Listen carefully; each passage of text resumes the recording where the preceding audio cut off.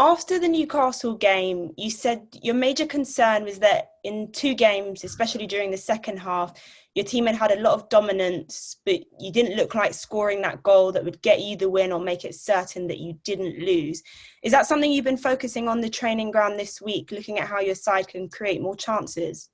But you see, there's a sort of, seems to be a myth in your world that you only work on something when maybe the previous game has shown that you haven't done well in that area. In actual fact, the 3.5 years since I've been here, we've worked solidly and consistently on both aspects of our play, our attacking and our defending. We haven't made it quite so simple. Okay, we didn't score this week, so we'll do some work on attacking, or we let in too many goals, so we'll do some work on defending. We've done the similar sort of work in preparation for this game as we did in preparation for the Burnley and the Newcastle games. But I can only hope on this occasion that we will continue to play some good football, that we will continue to create some chances, and that we will take them when the chances come our way. And just finally from me, West Brom go into this fixture off the back of their first win in this season. What are you expecting from the game? The same as I suppose I expect from every game. I expect a fully motivated, fully fit and strong opponent, because this is the Premier League and every team in this league has those qualities. I'm expecting a team that will have some confidence because they played well against Sheffield United and got their first victory, which of course it's always nice to be working on the back of a victory rather than on the back of a defeat. I'm expecting an away game because although there are no fans to really hammer that point home, it still is an away game. You know, they know what it feels like to be in the West Bromwich dressing rooms on the Hawthorns pitch, and we don't. So I'm expecting all of those things. I'm expecting a good performance from them. There's no question of that. There'll be no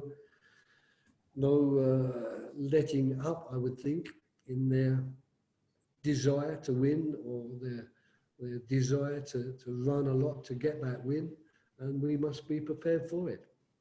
Thank you. Best of luck on Sunday. Thank you. Thank you. We'll go to Ian Abrahams at TalkSport. Hi Roy, how are you? I'm all right, Ian. Thank you. I'm okay. Good. Cold. So you haven't got fans back at the Hawthorns this week, but as you've already been saying, you have next Sunday against Spurs. What do you say to some managers who clubs won't have fans because they're in Tier 3, who say that it's unfair that some clubs are able to have fans back and some aren't?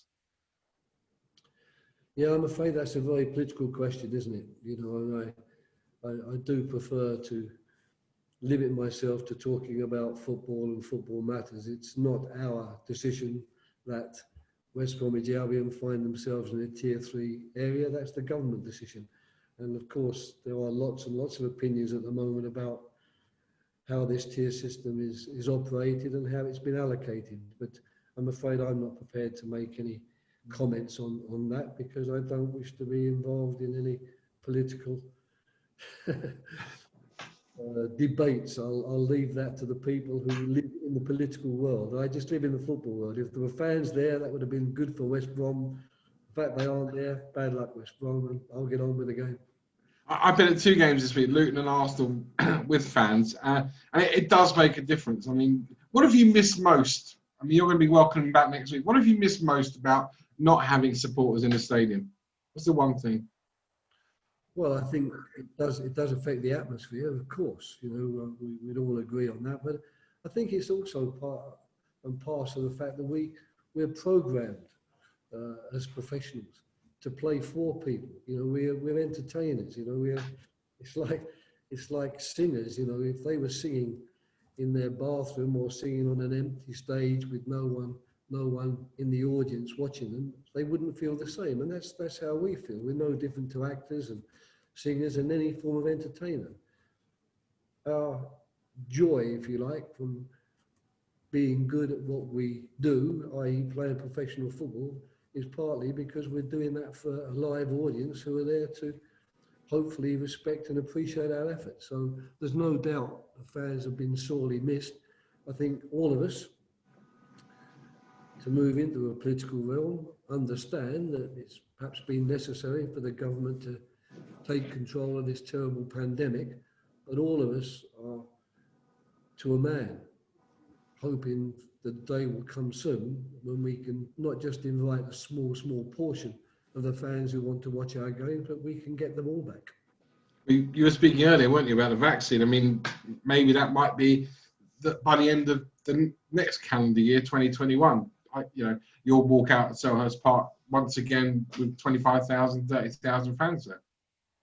Well, the vaccine is an absolute must. You know, I find it hard to understand that people are in some ways contesting the vaccine and contesting its value. For me, vaccines have done enormous good.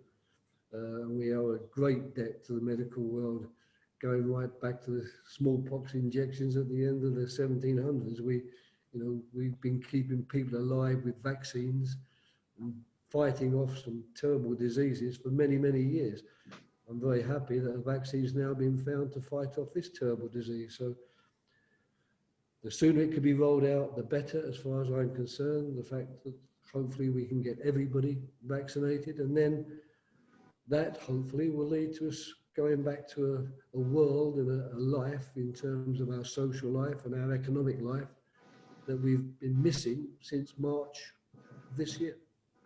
Just two more. First of all, I would ask this to Arteta the other day about Aubameyang. I'd ask it to Jose about Harry Kane, and I'd probably ask it to Jurgen Klopp about Mo Salah. Every team seems really reliant on one goal scorer. Yours is Wilf, and he's back now. Why is that, and how can clubs and coaches like yourself overcome that and try and get everybody to join in and score goals? Well, I think I'm pretty certain all the people you've asked will be speaking with one voice. You know, you can't rely upon one man to see you through scoring all the goals. But of course, each team will probably have a star striker who will get a bigger share, a bigger portion than the others.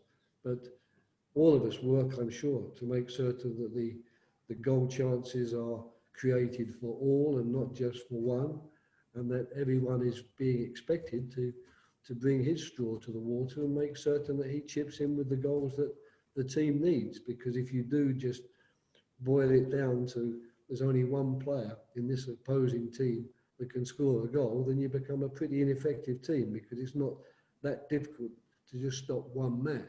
It's hard when the guy is scoring goals because it's a team effort.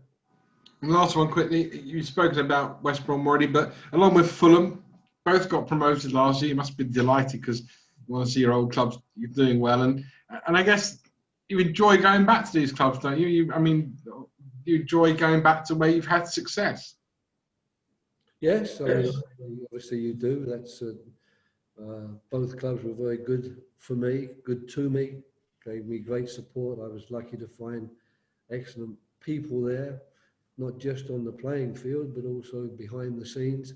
And of course, in both clubs, I was well received by the fans. They made my life there very pleasant. So you're quite right in saying I was pleased to see both teams come up into the Premier League again. But now, of course, I won't be that pleased to see them beat us. So I've got to hope that we can get good results against them and that they will survive by getting points from other clubs and not the one I'm working at. Great to see you again, Roy. Great to speak to you. Thanks a lot. We'll go to Alex Howell, BBC. Hi, Roy. Where are you? Oh, hey, Alex, actually, Just asking, after the reports of that outbreak of COVID cases at Newcastle, was there any concern at all for you about you being the last team to play them?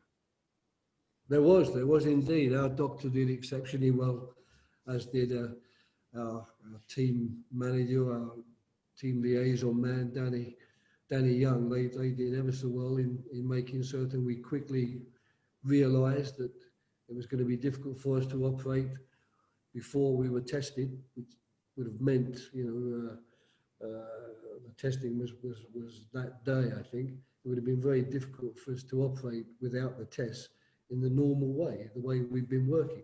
So they worked very hard to make certain the players came in their own cars, that people changed and sat in their cars, that we didn't have the usual breakfast and lunching facilities.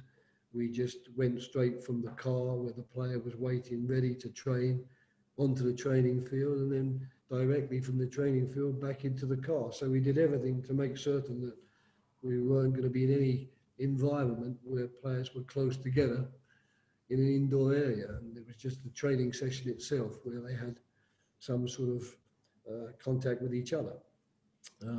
Luckily, we had our test that day, and the tests all proved negative, so we could get back to a more normal way of working. But we certainly made a lot of effort to take all of the right precautions and to make certain that we were absolutely well within any of the COVID guidelines that we've been getting from the Premier League via the government.